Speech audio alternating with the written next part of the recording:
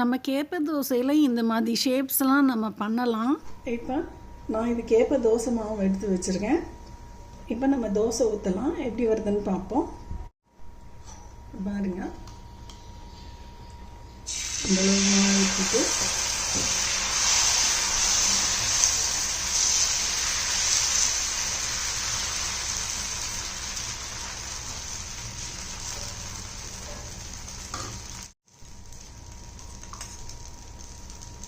நீங்கள் எந்த எண்ணெய் வேணால் ஊற்றிக்கிடலாம், நல்லெண்ணெய் வேணாலும் ஊற்றிக்கிடலாம், கடலை எண்ணெய் வேணாலும் ஊற்றிக்கிடலாம். நான் இப்போ ஊற்றுறது கடலை எண்ணெய் தான். ஊற்றிட்டு இது மாதிரி மூடி போட்டு மூடி வச்சுருங்க. இப்போ பாருங்க, வறுக்கலாம். இந்த தோசையை நம்ம இந்த மாதிரி ரோல் பண்ணி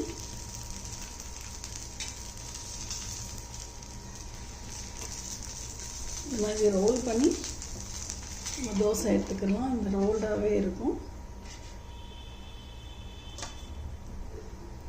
நெக்ஸ்ட் ஒன்று ஊற்றுவோம்.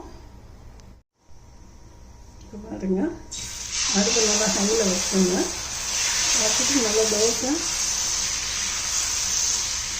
நைஸாக எடுத்து விட்டுருங்க.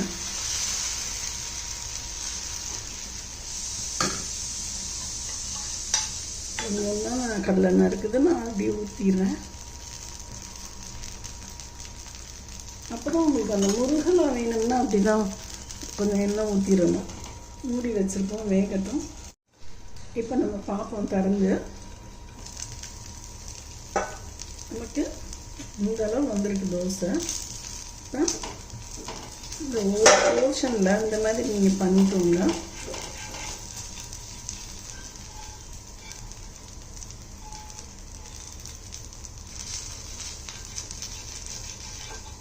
இந்த மாதிரி ஒரு இடத்த நீங்கள் இந்த மாதிரி பண்ணிவிட்டு இப்படி கொண்டு வாங்க.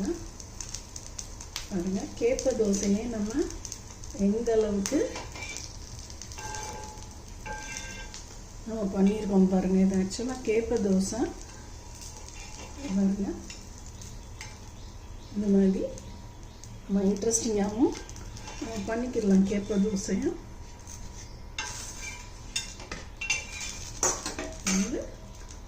இதில் இப்படி வச்சுக்கிடலாம். நீங்கள் சாதாவும் நம்ம ஊற்றிக்கிடலாம், சாதா தோசையும். பாருங்கள், அடுப்பு ஹையில் வச்சுட்டு தான் நீங்கள் ஊற்றணும்.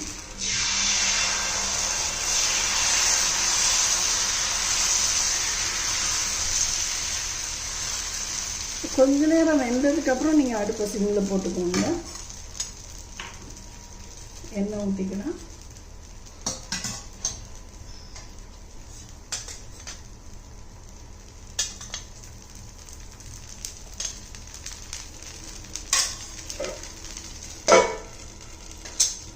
வேகட்டும். இப்போ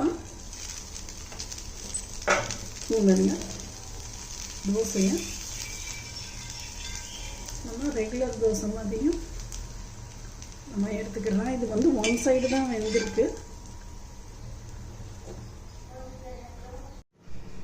இங்கே பாருங்க, நம்மளோட கேப்ப தோசை எவ்வளோ நல்லா மொறுமொறுன்னு இருக்குங்க. சவுண்டு கேட்குது, அவ்வளோ நல்லா நொர நொறன்னு நல்லா இருக்குது. நீங்களும் ட்ரை பண்ணி பண்ணுங்க. சாப்பிட்டு பார்த்துட்டு சொல்லுங்கள் ஃப்ரெண்ட்ஸ். பாய்.